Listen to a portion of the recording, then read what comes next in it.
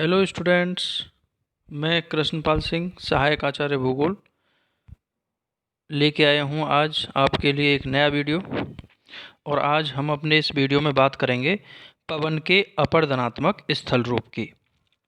पवन जो कि रेगिस्तानी क्षेत्रों में अपरदन का सबसे प्रमुख एजेंट होता है, सबसे प्रमुख कारक होता है।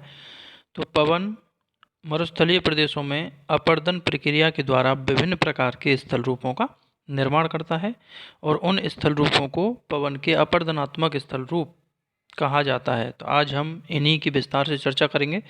चलिए शुरू करते हैं वीडियो। तो सबसे पहले हम पवन के अपरदन के संबंध में सामान्य परिचय की बात करते हैं।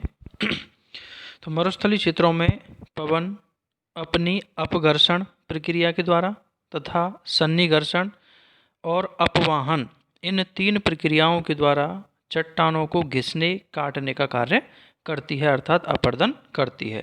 तो जो पवन है वो अपरदन का कार्य प्रमुख रूप से अपघर्षण, सन्निघर्षण और अपवाहन के रूप में करती है और उन शैल कणों का परिवहन करके उनको किसी अन्यत्र स्थान पर निक्षेपित करती है। तो इस प्रकार पवन के अपरदन के द्वारा मरुस्थलीय क्षेत्रों में विभिन्न प्रकार के स्थल रूपों का विकास होता है और इन स्थल रूपों को पवन के अपरदनात्मक स्थल रूप कहा जाता है।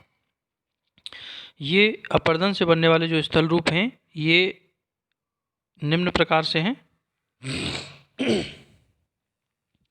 तो सबसे पहले यहाँ हम देखते हैं छत्रक शिला, मशरूम रॉक। छत्रक शिला को अंग्रेजी में मशरूम रॉक के नाम से भी जाना जाता है और जैसा कि आप चित्र भी इसमें देख रहे होंगे छत्रक शिला का, तो ये रेगिस्तानी प्रदेशों में पाई जाने वाली बहुत ही रोमांचकारी स्थलाकृति है जिसका निर्माण पवन के द्वारा अपने अपरदन से होता है।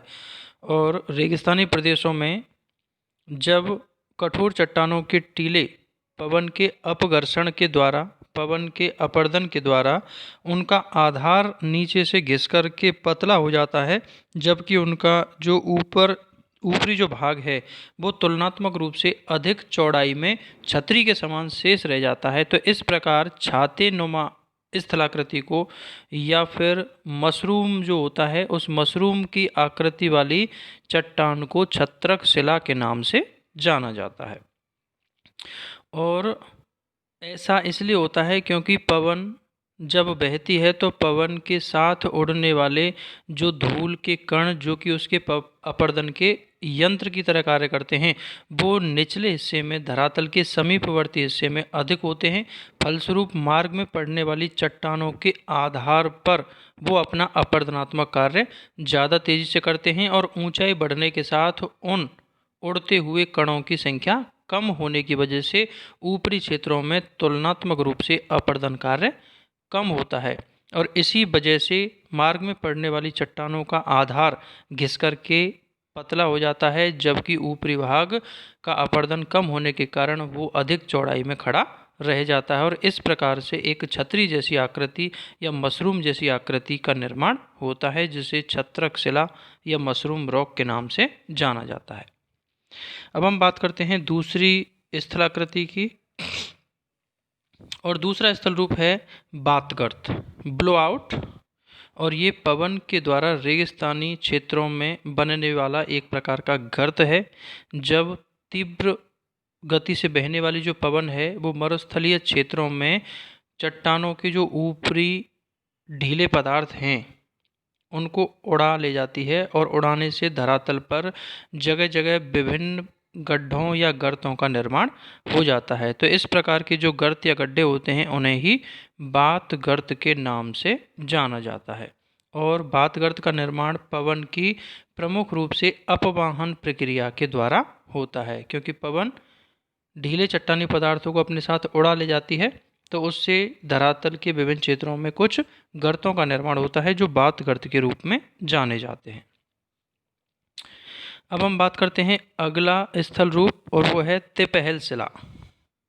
तिपहल शिला जिसको अंग्रेजी में ड्राई कांटर के नाम से भी जाना जाता है और तिपहल शिला का निर्माण रेगिस्तानी क्षेत्रों में उस स्थिति में होता है जब पवन विभिन्न दिशाओं से प्रवाहित होती है और अलग अलग दिशाओं से प्रवाहित होने के दौरान वह अपने अपरदन प्रक्रिया द्वारा मार्ग में पड़ी हुई चट्टान पर अलग अलग दिशाओं से अपरदन करके 3 फलक वाली चट्टान में परिवर्तित कर देती है। अर्थात अलग अलग डायरेक्शन से आने के दौरान अपरदन से वो चट्टान 3 फलक वाली चट्टान में बदल जाती है और इस प्रकार से इस 3 फलक वाली चट्टान को ही तिपहल शिला के नाम से जाना जाता है या ड्राई कांटर के नाम से जाना जाता है और यह प्रमुख रूप से पवन के अपघर्षण प्रक्रिया का परिणाम होती है।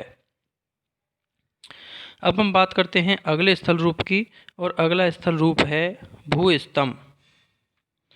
डेमोइसेल्स और भूस्तंभ जैसा कि नाम से स्पष्ट है, ये मरुस्थलीय क्षेत्रों में एक स्तंभ के रूप में खड़े हुए स्थल रूप हैं और ऐसा इसलिए होता है कि जब रेगिस्तानी क्षेत्रों में कुछ स्थानों पर कठोर चट्टानी आवरण होता है तो उस कठोर चट्टानों के आवरण के कारण उसके नीचे स्थित अपेक्षाकृत कोमल चट्टानें भी संरक्षित रहती हैं, जबकि आसपास के क्षेत्र की चट्टानें पवन के द्वारा अपरदन के दौरान हट जाती हैं और इस प्रकार से कठोर आवरण वाला जो भाग है वो एक स्तंभ के रूप में खड़ा रह जाता है और इसी प्रकार के स्तंभ के रूप में खड़े हुए भूभागों को ही भूस्तंभ या डेमोइसेल्स के नाम से जाना जाता है और ये रेगिस्तानी प्रदेशों में बहुतायत में देखने को मिलते हैं। अब हम बात करते हैं पवन के अगले अपरदनात्मक स्थल रूप की और अगला अपरदनात्मक स्थल रूप है यारडांग।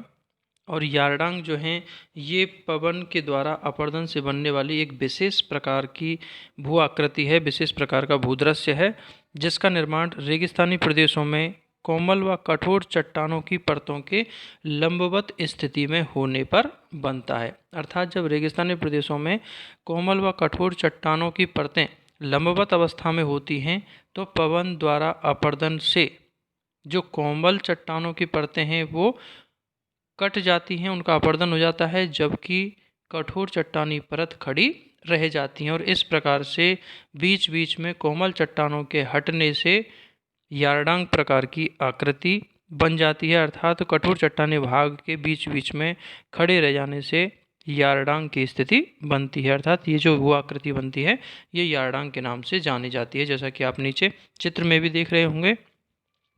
तो इस चित्र में जो बीच बीच में कठोर चट्टानी भाग जो कि लंबवत परत के रूप में है वो शेष रह गया है और आसपास के जो कोमल चट्टानी परतें हैं वो कट चुकी हैं, उनका अपरदन हो चुका है। तो इस प्रकार की जो भू आकृति बनती है वो यारडांग के नाम से जानी जाती है।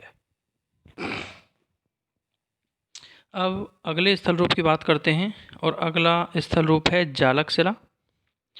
जालक शिला या जालीदार शिला, जैसा कि नाम से स्पष्ट है, ये रेगिस्तानी प्रदेशों में पाई जाने वाली इस प्रकार की चट्टान है जिस पर बहुत संख्या में छिद्र या जाली जैसी संरचना देखने को मिलती है। और नीचे आप चित्र भी देख सकते हैं, ये चट्टान का चित्र जिसमें बीच बीच में छिद्र या जाली नुमा संरचना का निर्माण पवन ने अपने अपघर्षण प्रक्रिया से किया है।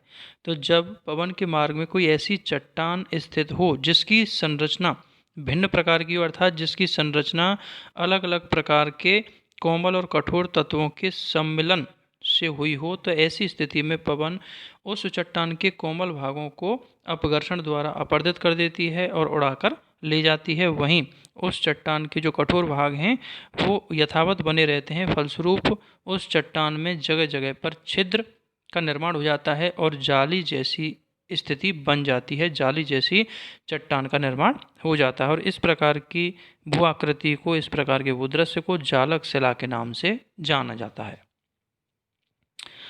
अब हम बात करते हैं अगले स्थल रूप की और अगला स्थल रूप है ज्यूगेन। ज्यूगेन या ज्यूजेन। और ये जो स्थलाकृति है ये मरुस्थलीय प्रदेशों में रात्रि काल में जल के दरारों में स्थित होने के कारण बनती है।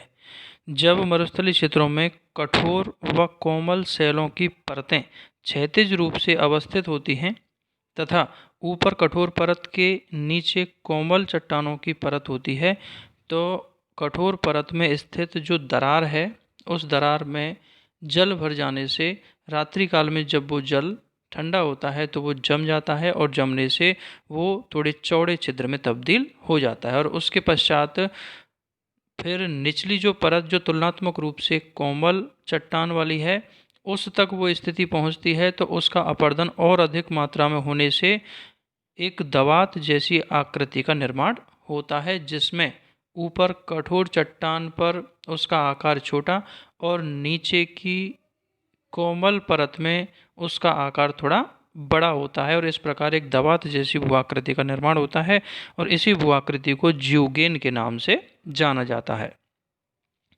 और अगला स्थल रूप है इंसेलबर्ग।